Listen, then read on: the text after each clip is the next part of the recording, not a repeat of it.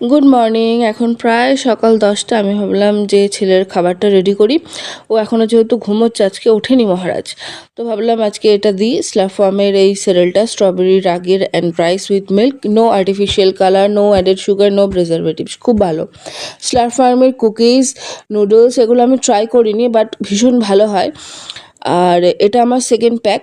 আমি একটা ম্যাঙ্গো ফ্লেভারের বড় প্যাকেট অর্ডার করেছি, ওর সঙ্গে স্ট্রবেরি ট্রায়াল প্যাকটা দিয়েছে, ভাবলাম এটা খাওয়াই। অন্যান্য দিন কি হয়, 7টা 7:30টার মধ্যে বা 8:30টার মধ্যেও যদি ঘুম থেকে ওঠে, তাহলে ওকে আমি প্লেন ফর্মুলা দিই। তার 1-1.5 ঘন্টা পরে সলিড কিছু ব্রেকফাস্ট, সেটা ভাত ডিম সেদ্ধ হতে পারে, মুড়ি হতে পারে, চিড়ে কলা দই হতে পারে, বা স্মুদি হতে পারে। যেহেতু আজকে 10টার পরে ঘুম থেকে উঠেছে, ভাবলাম ওগুলো দিলে কি হবে, ওর আবার ওই 11:30 12টা নাগাদ যদি আমি ওকে সলিড কোনো ব্রেকফাস্ট দিতে যাই, তাহলে আবার দুপুরের খাওয়া অনেকটা ডিলে হয়ে যাবে। কারণ ও সকালের ব্রেকফাস্টটা মোটামুটি 10:30টার মধ্যে যদি সলিড ব্রেকফাস্ট করে, তাহলে ওর আবার 1টা নাগাদ মানে দুপুরের লাঞ্চটা খাওয়ার জন্য একটা মানে ভালো একটা টাইম গ্যাপটা আর কি মেনটেন হয়। এবার ঘুম থেকে ওঠার ওপরেই সবটা ডিপেন্ড করে।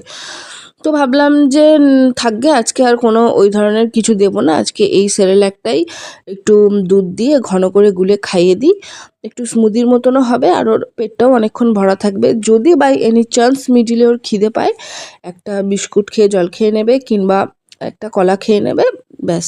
তো চলো ওকে আমি খাইয়ে নিই আগে।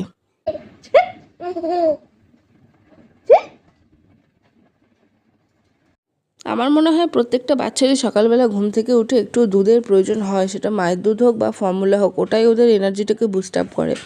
তো আমার যেহেতু ব্রেস্ট মিল্ক সাপ্লাই একেবারেই কম ছিল আগাগোড়া, তাই ও ফর্মুলাটাই খেয়ে বড় হচ্ছে। এই যা, কিছু করার নেই, খারাপ লাগলেও কিছু করার নেই। তো চলো এবার ওকে নিয়ে একটু খেলা করব, খেলা করে ওকে আবার একটু ফ্রেশ করাবো। নেক্সট ভিডিওতে দেখা হচ্ছে, টাটা।